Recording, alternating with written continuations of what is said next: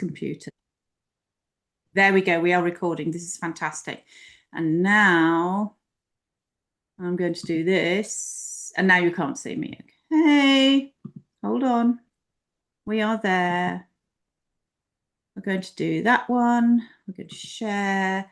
And this is it. Hurrah! We should be up and running. Okay. So here we go.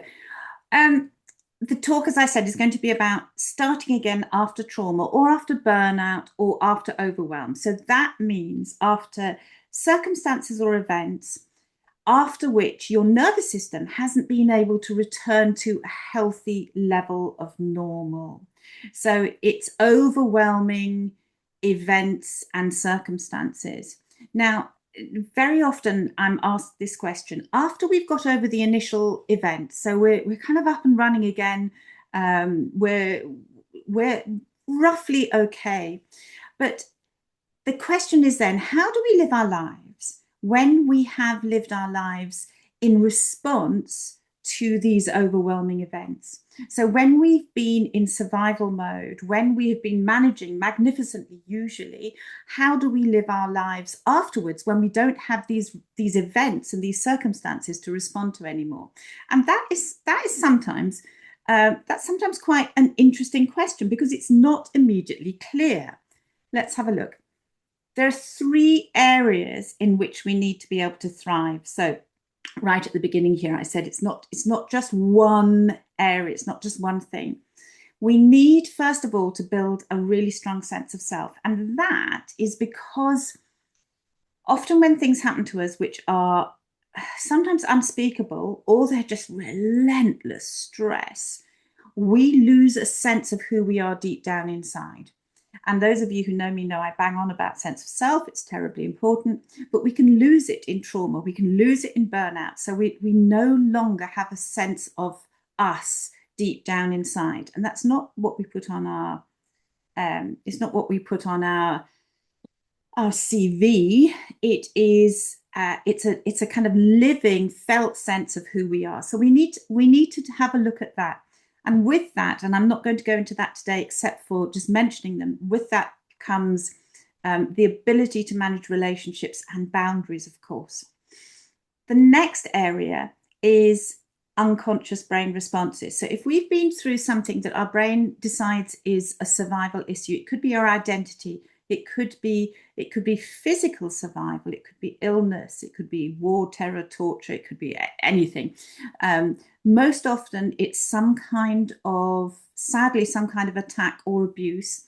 And that means that not only does the sense of who we are feel violated, but there's a sense in which our identity is violated to the point where it's just not there anymore. So we need to repair our unconscious survival brain reactions because they will be on full pelt when something happens that is overwhelming.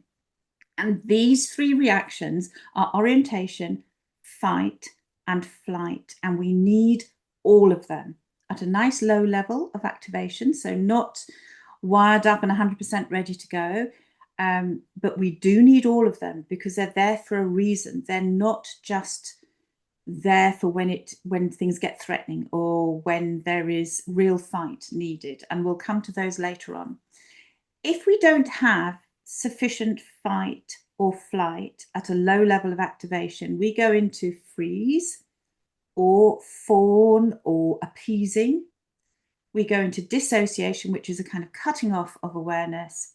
And we find it difficult to come out of those. So we only go into freeze and dissociation, all the things around that, if we don't have enough fight or flight or if it's switched off. So it is absolutely essential, particularly if we've been through trauma, that we have fight and flight. We need to reinstall these. And that is sometimes misunderstood in the general populace and amongst therapists as well, when we think, oh, I have got to get out of fight and flight. No, you've got to lower your level of fight and flight because it needs to be there. And then the third thing is that we need to develop a healthy set of mindset tools because it's not just in the unconscious brain that we need to work, it's also in the rational brain. Otherwise, we can just pull ourselves back into really anxious thinking loops and doom mongering and really pull ourselves back down again. So we need to have a healthy set of mindset tools. And we'll have a look at 3 of the most important ones in this webinar. So sense of self. Okay. This is a sense of this is me. And it's a felt sense. Now, we're talking unconscious brain, and we're talking the brain that is present in animals, even in lizards, in reptiles, in little Misk down here. We're talking the unconscious brain that knows our identity. So it's not what you put on your CV.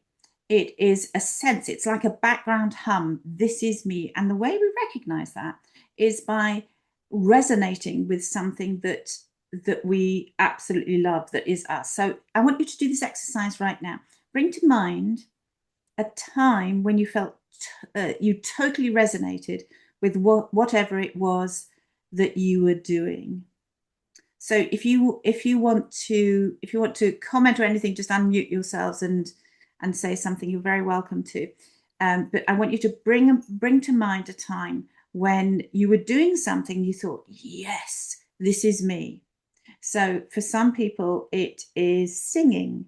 For some people, it is really getting into a juicy piece of work. Or I had a client earlier on this last week who, it was them. It was really them when they were writing a really clear report. That was absolutely them. It could be doing the gardening. It could be interacting with nature. It could be with your animals. It could be looking after children. It could be painting. It could be absolutely anything under the sun. It's when you think, oh, this is me. This is what I'm meant to do. This is really me.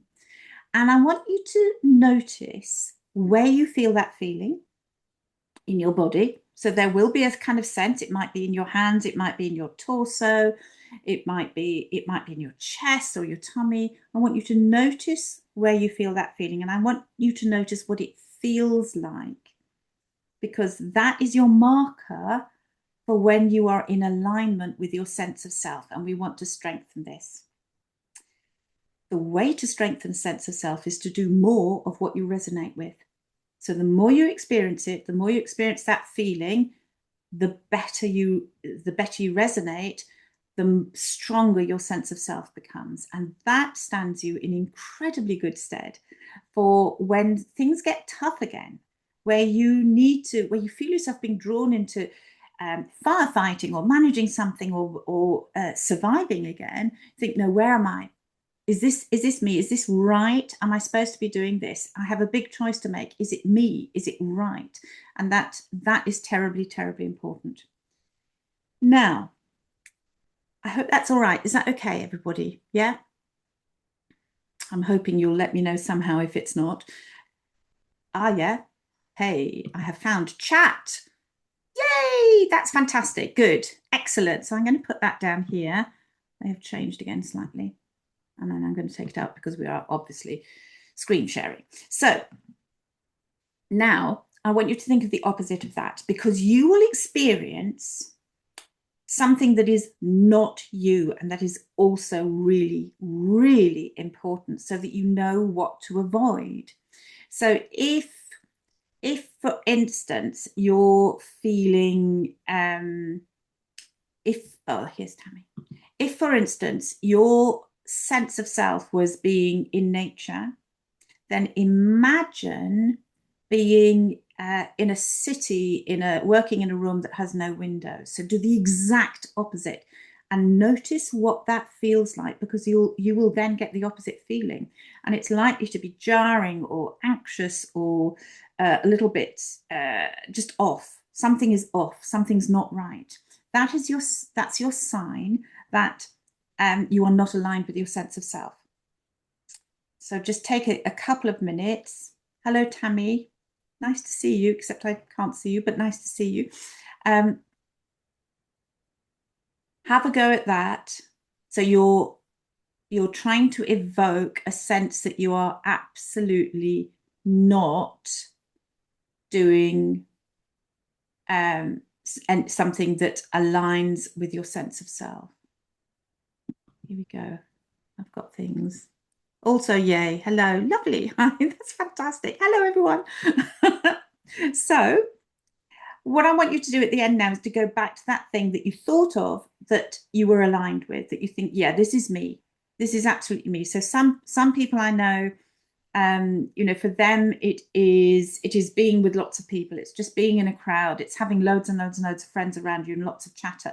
And they go, yeah, this is me, absolutely. And for other people, it's being with one other person out, or it's being on their own, or it's being in nature, it's being with animals.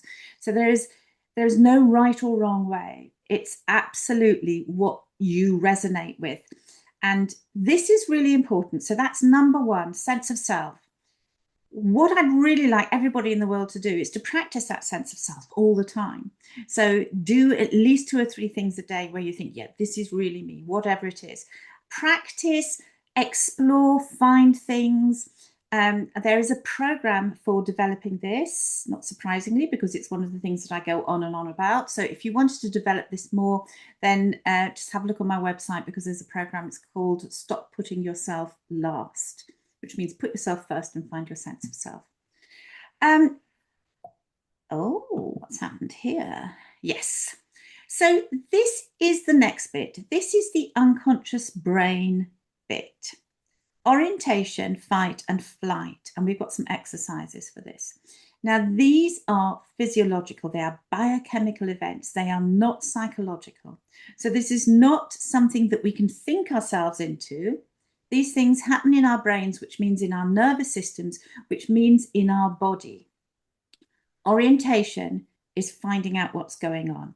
It has to happen at the physical 5 senses level before it can work properly at any rational or intellectual level at all. So if we are not able to switch on orientation, which is switch on the mode of finding out what's going on at a physical level, so if I can't quite take in what's on my table in front of me, if I can't quite take in what's in the garden outside, I'm not going to be able to take in what's in the report that I'm reading, or what's in the book that I'm reading, or what's in the conversation I'm having in a meeting. It's got to happen at the physical level first. And it is relatively easy to switch it on. So what I'd really like you to do is to pick up something. I happen to have here something on my table, which is a pencil, and have a look at it. Orientation is using our 5 senses to find out what's going on, and we switch it on by doing it. So if you start small, then you are avoiding overwhelm. If I had asked you to take in the whole of the room and the world outside, anyone who is a little bit overwhelmed would have freaked a little bit. It's not good. So everybody can start with a tiny, tiny bit. So this is yellow. It feels like wood. It is wood. It feels quite cold. It's got some weird markings on it. It says it's made from recycled vending cup, which is good. That was intellectual. So what I can see are marks on the side in black, and that's physical. That's 5 senses. So I'm not taking any notice of what I can read, but I'm just noticing that there are marks on it, and it's long. And if I tap my nail, it does make a noise. I am not going to suck it, but it will have a taste. So I'm using the 5 senses. So if you do that, you are switching on orientation. And we want to do that at the deepest, most fundamental level of our brains.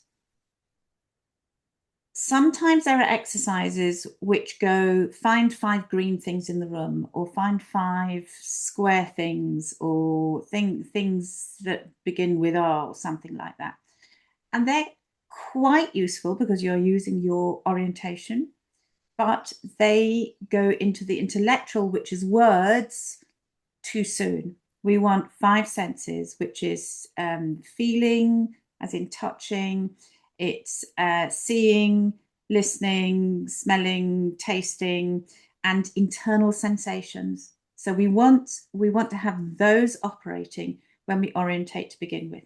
And if you panic when you look around, or if sometimes you feel that you're not quite taking everything in, practice this exercise. Just pick up anything small and look at it with all your five senses, and stay there for a bit, because you are switching on orientation at a low level of activation. So there's nothing dangerous about a yellow pencil. Yeah, there's very low activation here, and it's a very small amount of information. So I'm not overwhelming. So the activation will be low. So do that every day, a few times a day, until orientation comes back to you, and it will do, because you're building it. Now, fight. Fight is literally moving towards and engaging. So it's not hostile or aggressive. It could be if it's very highly activated and you're in danger, it could be, of course. But fight, which is a misnomer, we shouldn't really use that word, but that's the word we use. Fight is moving towards and engaging with something. And we need that for anything to happen. So right now, as you're listening, you are in fight because you're engaging with what I'm saying. If you're taking notes, you are in fight because you're making something happening. You're taking notes on a sheet of paper or on your screen. When you put on the kettle for a cup of tea, you are in fight because you are moving towards the kettle, the water, the tea, your thirst. You're engaging with all of that. That is fight. And we need to have that happening at a nice low level of activation. And here's one thing you can do. The way to switch it on physiologically, those of you who've worked with me know this very well, is to push. And you could do this now. So it's a push, nice and slowly, out. So you're pushing away from you. That includes setting boundaries, and it includes also reaching out to engage with something. You could reach out and pick something up, and it is purely using the anterior deltoid and your pectoralis muscles here. So when we switch those on, when we push, when we do something like that, biochemically in our brains, fight is switched on. And if we do it nice and slowly like this, it is again at a low level of activation, very low level. So there's no danger in doing this. You could just be stretching, and it does feel lovely. So do that for a little bit. Hopefully you're going along with me there, and you're doing it, you're practicing it yourself, finding out what it feels like. And actually we're just looking for, is it okay or is it not okay? Does it calm you? Does it make you anxious? If it makes you anxious, don't go so far, or do it more slowly. And do it every day if you possibly can, several times a day, just for a few seconds, because switching on fight and realizing that it's okay is really important for us. Flight is exactly the opposite. And we need that as well, don't we? Flight is disengaging. So flight is avoiding or taking evasive action or running away. And when you're at a really high level of activation, it will be escape, escape, run, run, run, run, run, run away. But usually we don't use it as much as fight, but usually it's just your phone rings, you look at it, you think it's an unknown caller, you're not going to take it now, you're just going to let it go to answer phone, you'll deal with it later. That is flight. If you're crossing the road and you're taking your time and a bus comes along and you kind of trot over the road because you don't want to leave it too late, that is flight, because you're avoiding being run over. If you are if you're walking through a shopping mall and a whole load of people, a whole load of tourists come towards you, and they don't seem to be looking where they're going, and you move to the side, that is flight. There's no danger. You're not being attacked. You are fleeing or avoiding, because that's what your brain says do. Don't stand in the middle here and be knocked over.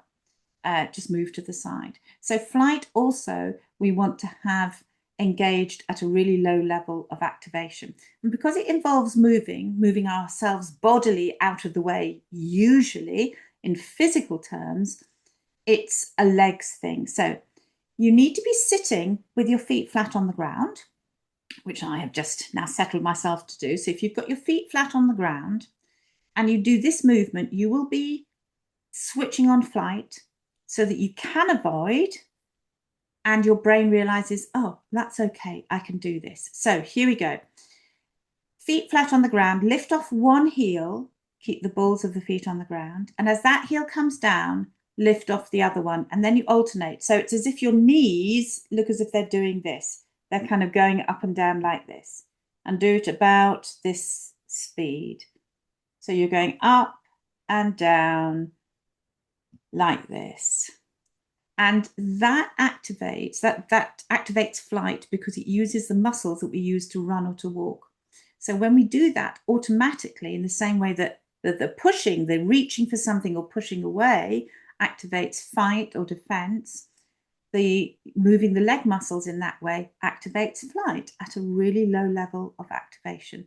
And that will help if you ever feel a little bit trapped, if you feel as if you can't get away, as if you want to run away. Being able to do that 2 or 3 times a day lets your brain know that it is possible. And in fact, it knows it's possible because you're doing it. It's entirely physical. Now, when you do that and your brain says, yes, we can engage flight, then it is entirely possible for the more intellectual layers of your brain to engage flight when necessary. So if you get that phone call and you're thinking, I don't want to deal with that now, sometimes it's really difficult. You feel as if you have to engage with it. No, you don't. You can disengage. You can let it go to answer phone. It's a really useful thing to have, and without it, we would be really, really anxious. So orientation, fight, and flight, really important. That is the unconscious brain level of dealing with anything that stops us from moving ahead after trauma or burnout or overwhelm. So the next thing, healthy mindset exercises. Here we go. The first thing is totally linked with your sense of self. You have to know what you want. It is really important because if you don't know what you want, then given that what you want is the postcode for your brain sat nav, you'll just be kind of moving around in life and not getting anywhere because you don't know where you're going. You need your sense of self and you need to know where you're going. So the thing to do here is whatever you do is always ask yourself, what do I want here? What is the outcome that I want? What is the desired outcome? Really, really important. Whenever you get dressed in the morning, whenever you prepare yourself a meal, whenever you write that report, there are a lot of reports being written in this webinar, whenever you go to the shops, ask yourself, what is it that I want? What is the desired outcome? Because you're putting a postcode into your brain sat nav and it will work it out for you. It will lead you there. The second thing is to look forwards and not backwards. So you focus on what you want, on going forwards towards what you want, and not on avoiding what you want to avoid. Because our brains, again, this is about putting a postcode in our brains like something to go for, and they will lead you to what you're thinking about most. And if you think about what you don't want and how to avoid it, it will lead you to the thing you want to avoid, which is, I know it sounds really unfair, but that's how our brains work. So what you focus on, your brain will look for opportunities to get you there, whatever it is. It doesn't matter if it's good or bad, and hopefully it's all good, but whatever it is that you're focusing on, your brain will look for opportunities to get you there, and it needs to be what you want. So the two come together. Oh yeah, good. Okay, that is interesting. Yes, I've just got it. Please do put the comments in. It's absolutely lovely. But I just had a look just in case there was an urgent question.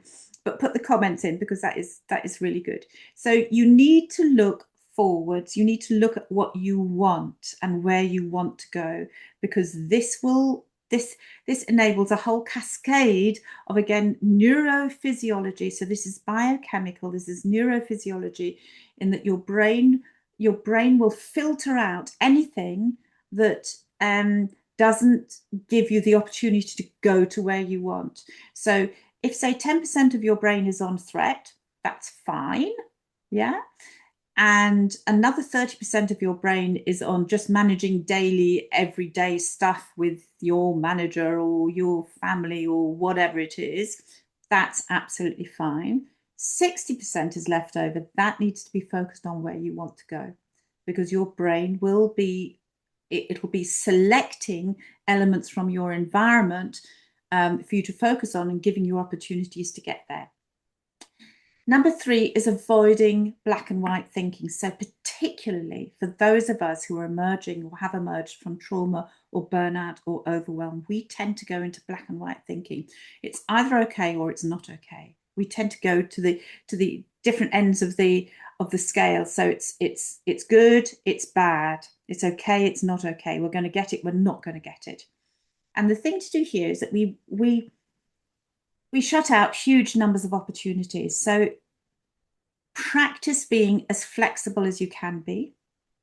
And the way to do that is always to ask yourself, is there another way to achieve what I want to achieve?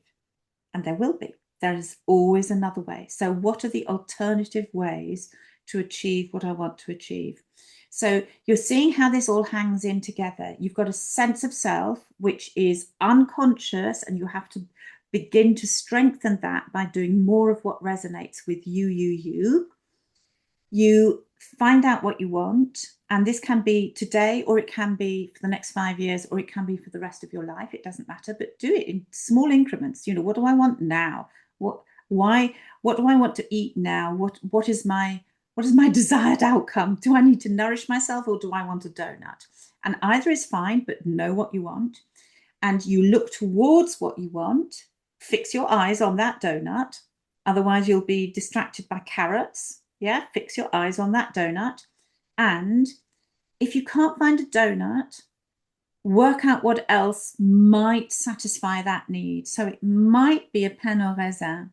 It might be, I don't know, a croissant or something. It might be something else. If there are no donuts, there will be some other way of satisfying that need. So they all hang in together. One, find out what you want. Two, focus on what you want. And three, find different ways of getting there. That is the optimal mindset to get you to where you want with a sense of self. Okay, how are we doing here? Why does that not go down? Before I summarize for you, and for those of you who want more help, there is more help available. So for developing a sense of self, the Stop Putting Yourself Last program is fantastic because it's a short program, but it gives you 3 absolutely power-packed exercises to start building who you are and being able to resonate with that. And it's really good fun. In fact, I do it myself. Every couple of years, I just do the program myself because it's lovely to do. Repairing your unconscious survival modes. So the self-access program, Calm Confident Brain, gives you on-demand videos for everything that I talked about and a little bit more. Also how to come out of freeze, how to come out of dissociation, how to manage your energy and so on. It's a video program. You have access forever. Healthy mindset. There are a couple of programs here. I go into the 5 or 6 most important mindsets in anxious thinking loops, because obviously if you don't have a healthy mindset, you are going to have anxious thinking loops. So healthy mindset program is anxious thinking loops. And for those of us who have morning anxiety problems, and I know there are an awful lot of people who do, there is a discrete program, it's on its own program for morning anxiety. And that's really helpful as well. And for the whole thing, including boundaries, including relationships, including physical sensations of stress, there's the Calm, Clear Confidence program, and it's about thriving after trauma. And it's really about what I've been talking about, but there's much more involved. And it's a 6-week program. There are group check-ins, and there's one-to-one WhatsApp support for your individual needs. So there's a whole suite of programs there, and you could have a look on my website page for those. So just to end with the summary, develop a really strong sense of self. it does magic for just about everything, including relationships, including boundaries, including being with the people you want to be with, including allowing orientation, fight and flight to flourish, and including mindset. Um, Repair and practice your orientation and your engaging and your disengaging modes. So remember, it was looking at something. That was the orientation. Find something to look at. Fight is pushing nicely, slowly. So you are switching on by virtue of using these muscles and pushing in this way. And flight is that movement with the legs where you've got your feet on the ground, your heels are coming up, and your knees are doing this. So practice that every day.